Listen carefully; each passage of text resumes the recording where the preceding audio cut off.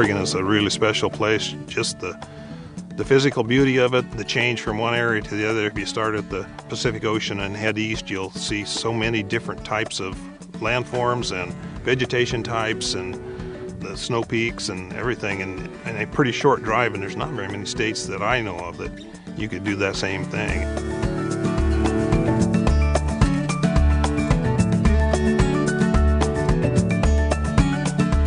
The outdoors, the lack of congestion, so we're accustomed to open space and kind of an unfettered lifestyle, no rush. I like the social interaction. There's such a rich fabric that we have in the city, and you can jump on the streetcar in the morning or head out at 4:30 and go for a bike ride and home by 6. And, I just enjoy that aspect of life. It's gone through tremendous growth. It's somehow retained a small town feel. I can still go downtown and walk down the street and see people I know. And the views of Mount Jefferson. There's good people here, good farmers here. They're good people. That's what makes it special.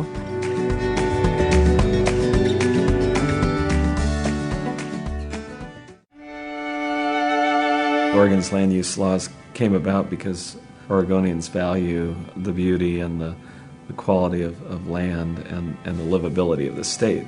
Well, the system originated out of the concerns of the 1970s about population growth and urban sprawl. Prime farmland in Oregon was being converted to housing. And Hector McPherson, who was a leader in this land use movement, a Republican from Lynn County, went back to the legislature and said, we've got to stop this. The whole Willamette Valley with its prime farmland will be covered with houses if we don't do something about it. There was a keen interest in how our communities and cities grew and the coast, and there was a term used years ago about the 20 miracle miles on the coast, and that was seen as an expression of sprawl, and there was concern by people that said, we need to manage and try to control that a bit. And that was really the beginning of the Oregon Land Use Planning Program. It truly has worked to protect farm and forest. It has contained sprawl unlike any other land use planning program in the country. We have directed our growth into our urban centers. We have improved our transportation. We have bicycle-friendly areas and pedestrian-friendly areas that I think without the urban growth boundary we wouldn't have. We would have simply sprawled out onto green fields just the way that everyone else has. Many people around the country and around the world see Oregon's land use system as one of the best that's going.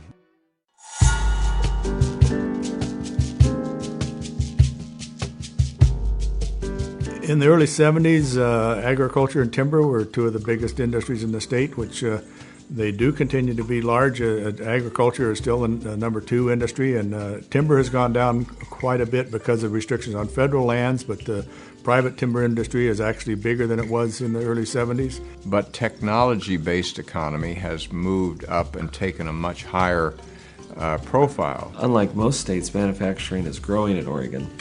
The percentage of that growth outstrips other forms of the economy in some cases. What's taking place globally has had an influence on the state of Oregon, and that's different than it was in the 70s.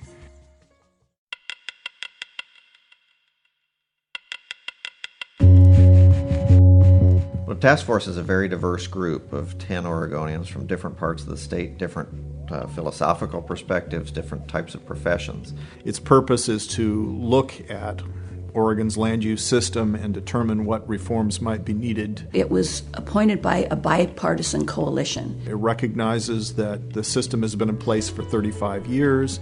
It's undergone stresses and strains and changes. I think it has been a great group of people to work with because we've stayed neutral and listened and tried to analyze what we think the problems are and then to try to suggest some of the solutions.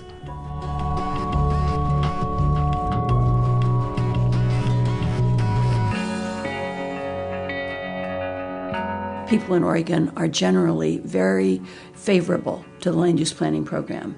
However, they do recognize the importance of private property rights. In the 70s, when forestry was a really big industry in Oregon, and that is not the case anymore. And so there's more pressure now on those lands to be used for other purposes. And the system that we have in place has not allowed that to happen. And that has created a tremendous amount of controversy. We've had a number of ballot initiatives that have shown that. That causes some rubs in some of the rural areas as well from people who would like to develop their property. Oregon uses kind of the stick instead of the carrot in the past, and very highly regulatory. It is such a complex process that citizens don't feel that they really have a handle on what the process really is without hiring an attorney and spending several $1,000s. It's kind of like layers and layers and layers of regulation after 30 years that we've lost sight of the goal. We need to address the deficiencies in the land use planning program in order to be able to correct the things that are really bothering Oregonians about it. And it's been 30 years. We need to do something a little different. We, as a task force, identified 4 sort of overarching values that the system serves, and I think most Oregonians would agree that those are appropriate goals. They're concerned about the economy, and they're concerned about their economic future. There's a sense of fairness and equity that we have. There is a concern about having communities that are livable, they call them, and there's clearly a concern about environmentally where we're going. Those seem to be themes that keep coming to the surface as we interpret what people are telling us. These 4 overarching themes are, we would hope, a source of consensus rather than division. If your starting point is that you can all agree on that, or most of you can agree on that, that's a good thing. The question and the difficulties start to come in when you get down to the specifics of what makes that happen. Do you use regulation and rules, or do you place more emphasis on incentives and tax breaks and that sort of thing? And that's where paths diverge and arguments begin. But I think there is certainly enough common ground in the state that we can sustain our system and improve it over time, and like I said, make sure that our state stays an attractive place to be.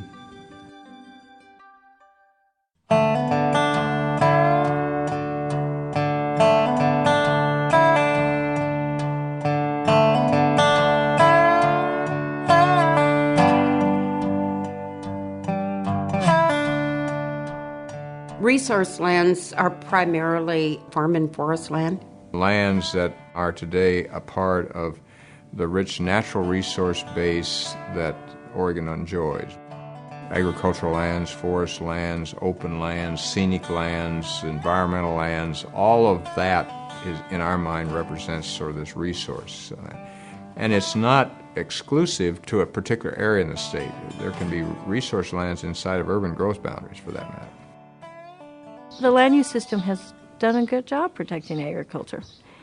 Overall, the concerns I have is if it's changed, you're never going to go back and get back the ag ground that all of a sudden you lost. The benefits of keeping our great places here in Oregon, our natural resource lands and our habitat lands, are very wide-ranging, from having access to locally grown food and forest products to maintaining our clean drinking water supplies and having exercise opportunities for kids and families. I think things that work well is that the land is protected and kept in reasonable sized chunks for farming. It's not being divided into 1 and 2 acre lots, which are very hard to reassemble and very expensive. My mom grew up on the north side of Eugene in what used to be the country, and when I-5 and Beltline were put in, it cut their farm into 4 pieces, and now it's all houses and well within town. But they were forced to sell it all eventually after having the cops called on them when they were, trying to farm it for noise and whatnot. As you can tell, the sheep are bellowing. Well, not every white picket fence is going to want to live next to sheep bellowing. They might put up with it for a while, but when you're out at 3 a.m. swathing a field that needs to be swathed, that might be their last straw, and then they decide they want to sue you. We're an industry, and we're noisy, and sometimes we're dusty, and we work all hours when it's time to harvest.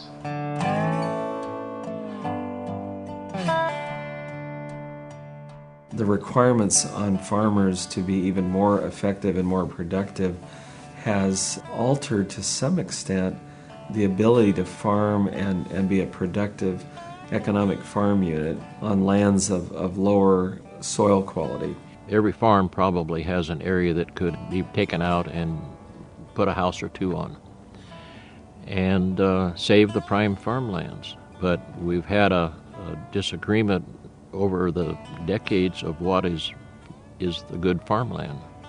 The hillside thin soils were not necessarily meant to be highly protected, but actually for a vineyard site, it's excellent soil. We have many people wanting to buy a piece of this rocky ground to put a house, but current laws won't allow me to do it. A mile and a half or a mile from here, the soils are just solid clay. You can't do anything with that. You know, building houses or what have you would be fine. So flexibility is really important. From the very beginning, there were only 3 classes of land: farm, forest, or urban. And I can tell you that right outside of where we're filming here, there's thousands of acres that aren't any of those. And there was never any recognition of transitional lands or lands that aren't highly productive or highly urbanized. So it forced everything into 3 boxes. And again, one size didn't fit everything that's out there. Oregon has a land use system that's based on minimum lot sizes so that we protect much of our farmland and forest land from development by not allowing people to develop more than one house per, say, 320 acres. And that keeps large tracts of farm and forest land intact. We've looked too much at the size of the property, one house per 80 or per 120 or something, and not looked at how that particular land piece might be different a little bit than everybody else. If you're going to have people coming to Oregon, we have to put those people somewhere. And currently they will be next to the cities in the urban boundaries, which is where the better farmland is. When land comes out of production and the water rights are no longer there, there's a trickle-down effect. Water's a pretty valuable commodity, and people are starting to realize that more now. In this area, we can't irrigate these hills because we don't have that much water. As far as forestry is concerned, forestry has a lot of different uses. That's where our watershed is. That's where our clean water comes from. It's a natural resource habitat, and those areas still need to be protected for a variety of purposes. Converting forest land into something else, cutting down that last crop of trees and developing the land, that's what highest and best use has meant. And until we can figure out how to turn that around and make sure that everybody's in agreement that highest and best use means more than just an economic thing, it also has to do with environmental issues and social issues, and that the highest and best use is continuing to maintain good forest growing land and timber production as forest. The statewide land use laws in Oregon really gave a lot of emphasis to protecting agricultural land and protecting timberland. But when it came to any kind of land that didn't meet those criteria, there was almost no protection given at all. Although these are private lands we're talking about, the resources that flow through them are public. The water, the air, the salmon, and the fish.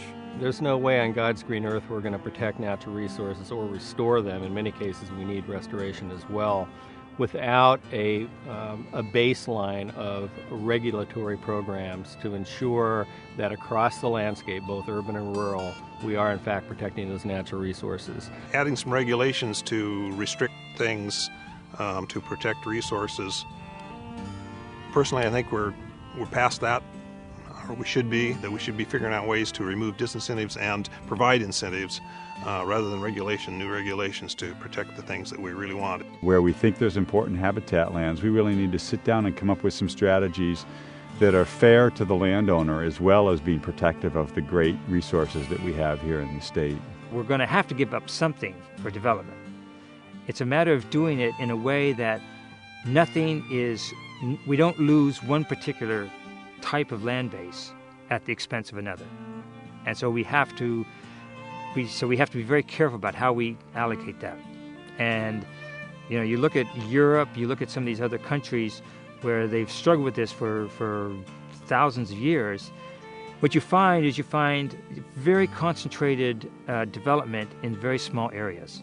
And you learn how to live within those areas. And then you go out to the other areas to either enjoy, to farm, or whatever you're going to do.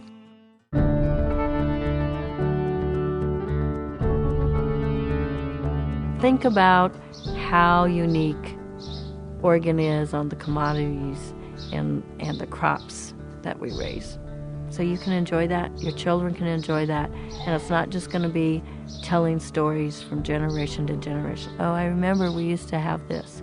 We think that the environment is a resource worth protecting and investing, and that land use is a steward of the environment. I would hope that 30 years from now this will still be a vineyard, and whether or not there's a winery here, I just think I can't see why one would want to change that. They're anticipating a doubling of the population. We need to recognize that there is going to be two of everything, except perhaps our forests and farms. We can't recreate double those, but there will be double the people here and double the demand on all of those places. This land in 30 years, it should be all houses. It would increase the tax base because it's not a viable farm. When I was growing up, I was always taught you give back to society and you protect the most precious things for survival. And that's our land, our water, and our air.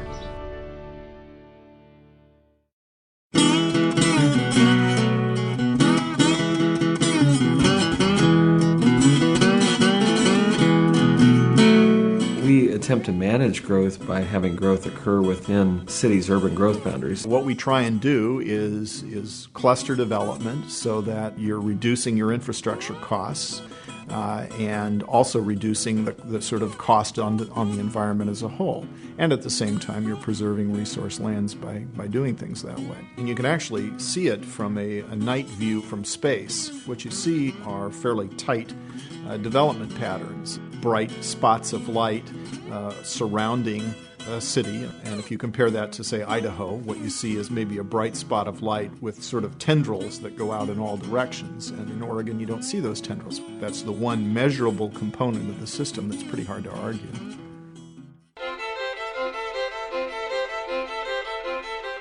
If we can create livable cities that people gravitate to and really want to live in, people won't feel, in order to get access to nature, that they have to live on an acre or 5 acres somewhere out in the rural landscape and then commute back into the city to work. The rural environment and the urban environment will both be better off.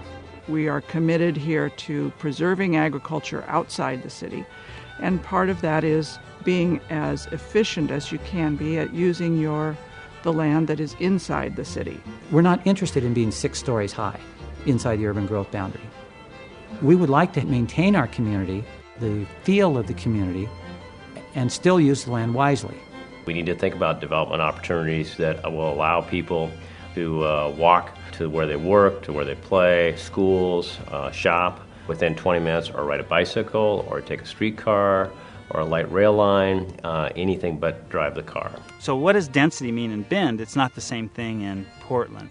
Well, why is that? Why can't we just make it that dense here? Well, it's somewhat cultural. It's what people expect when they come here compared to when I go to Portland, I know I'm going to a big city. I accepted that fact, and I either liked it or I didn't, but I knew that's what I got. Well, people in Bend, and for that matter in Central Oregon, they're not quite looking for that density. We haven't really found the way to even affordably pay for the infrastructure that growth requires, whether it's sewer, water, transportation. There's no magic wand that you can wave that can get somebody else to pay for infrastructure. For years we thought we had that, called the federal government, and they paid for an awful lot of it. And maybe someday they'll get back in that business, but until they do, we're going to have to find some way to fund that ourselves. If we can develop buildings that have a smaller impact, a lighter impact on our infrastructure, whether it be transportation, sewage, water, or energy, we're making positive strides, not just for Farmer Joe, but for those of us here in the city as well. So whether it's green infrastructure or whether it's transportation network, we need to make sure that the dollars are being directed in a way that helps the plan and the community's aspirations get fulfilled. In many respects, industrial land is like agricultural land. That is, it isn't just enough how many raw acres you have, but how many do you have at any one place? Can you get the economy of scale you need to have? Can you meet those needs? And what's going to be next door? Because whether you're running a farm or a factory, if someone puts a housing development next door, you're going to have a lot of problems. Let's look at some of the smaller communities that lost their lumber mills. The answer of the state was more tourists. Well, tourists are there for a short time, they're gone. What do you do in the winter months? There's no job. There's no economic engine to drive that community. And you can't have that engine if you don't have land to do industrial things on and lands have homes on. The industrial development would be good. It certainly has economic value to Oregon, but our farmland is also extremely important to us. So we're dealing with conflicts here. Cities within Central Oregon have grown so much in the last 10 years that we no longer have the 20-year buildable land supply within our UGBs, and that has caused land prices to escalate much faster than they ever were before. I've never been a fan of the 20-year buildable supply and the notion that we have to get every 5 years a green field of buildable land. A lot of it is tied up in how we define buildable lands. Certainly all urban land is buildable. Buildings tend to turn over in about a 30 to 50 year cycle. There's been industries come and look at our area, at least the Dalles, and go away because we didn't have housing. We've seen housing costs skyrocket in the last couple of decades, as much as going up 3 or 4 times in some places. And so the folks who are most vulnerable have fewer options. There is a problem both in terms of the supply of housing, but also in many of our urban areas, the affordability of housing. That's particularly true, not just for low-income people, and that's a problem, but even for middle-income folks who have kids. In one city, the affordable housing is non-existent, so folks move to the next nearby city and travel back and forth, commute to work in the main city. It's just, it has created some very challenging issues from the affordable housing side, from just everyone having the prices go up so quickly. The way that we live and work, go to school, recreate even in our communities today don't necessarily reflect these sort of arbitrary jurisdictional boundaries, cities or county lines that were drawn a long time ago. I would suggest that the Tri-Med area is a region. They have their own set of problems. You go to Mid-Valley, that's kind of a region. The coast, they have their own set of issues. Eastern Oregon doesn't even have the same issues. You'd have to split it up. The problem, of course, is that if you have an elected regional government, as you have in Portland with Metro, then that creates some division of authority from the local governments. If you don't have that, then you don't have a lot of teeth in your regional planning. So it's tough to do. It's difficult to get anybody to give up any of their power and authority, but I don't think there's any alternative but to have some form of regional planning if we're going to coordinate our land use planning to match our economic and social and cultural needs. I grew up in Las Vegas. I have firsthand experience of what kind of uncontrolled growth looks like, and if you haven't been there, believe me, it's not pretty at times. But so I'm a big believer in the UGB. I just don't know why or what's the outcome or what's the benefit of it being a tightly controlled state-level process. I do believe in planning, but I believe it needs to be more local than state. I suspect the local jurisdictions would create, their own set of growth principles and what hoops are they going to make you jump through. If you look at counties that have strong ability to regulate their land use, they have typically not done a very good job of regulating land use at all. They just let everything happen pretty much as if somebody wants to develop, they develop. It doesn't matter where you are, whether it's a special area or not a special area. It doesn't even matter if it's high productive farmland. It just gets developed. There are times when local's not good either. You get just what you ask for, because you can have a small group, very vocal, very powerful, do have the time to show up, that can bend things local, but they still have to live where the decision is made, and that brings it back to be a better decision. The reality is there's no right level for these decisions to be made all the time. What you need to have is a system that allows the local governments to have the input that their local knowledge and understanding provides them, but doesn't allow for a local veto on things that have a broader regional interest and in some cases a statewide interest. And so the real issue is not to always have decisions made at the lowest possible level. Try to make sure they're made at the right level where all of the legitimate interests are taken into account.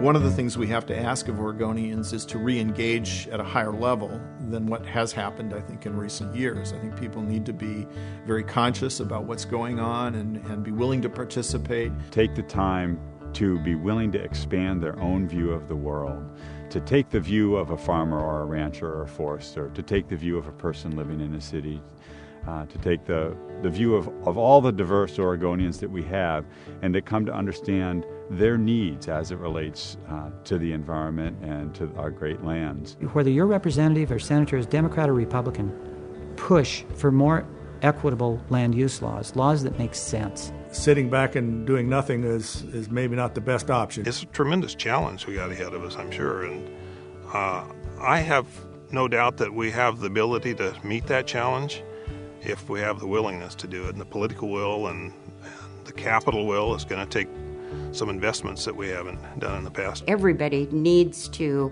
figure out a way to weigh in on what we're doing so that it truly represents Oregon and not one side or the other. We need the general public to get involved in our process to help us determine some of the final directions we're looking at. To reaffirm the good things in our Oregon Land Use Planning Program or to change those things that need to be changed. Whether they're members of one interest group or they're members of another interest group, or they're shaped by their own personal experiences as well as perspectives, that they would take some time to look at the complexity of these issues, recognize there isn't always black and white, but there's shades of gray, and I would hope they would urge their legislators to do the same and recognize that there are reforms to this system that can make it better for everybody.